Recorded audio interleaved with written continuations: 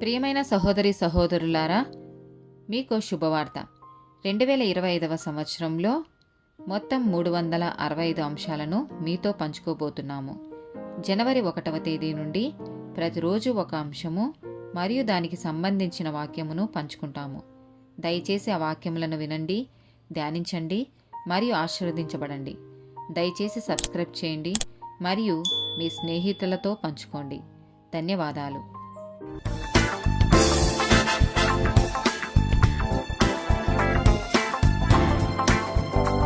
28th day topic యేసు ఆరోహణ, ascension of Jesus.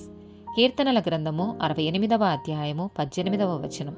నీవు ఆరోహణమైతివి, పట్టబడిన వారిని చెరపట్టుకొని పోతివి, మనుషుల చేత నీవు కానుకలను తీసుకొని ఉన్నావు.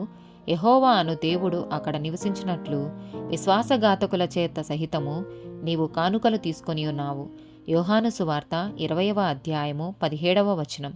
యేసు ఆమెతో, నేను ఇంకను తండ్రి యొద్దకు ఎక్కిపోలేదు గనుక నన్ను ముట్టుకొనవద్దు. అయితే నా సహోదరుల యొద్దకు వెళ్ళి నా తండ్రియు మీ తండ్రియు, నా దేవుడును మీ దేవుడనైన వాని యొద్దకు ఎక్కిపోవుచున్నానని వారితో చెప్పమనెను. అపోస్తుల కార్యములు 1వ అధ్యాయము 2-9 వచనాలు.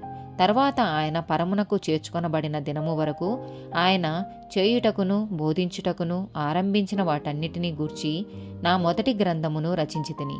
ఈ మాటలు చెప్పి వారు చూచుచుండగా ఆయన ఆరోహణమాయెను. అప్పుడు వారి కన్నులకును కనబడకుండా ఒక మేఘము ఆయనను కొనిపోయెను.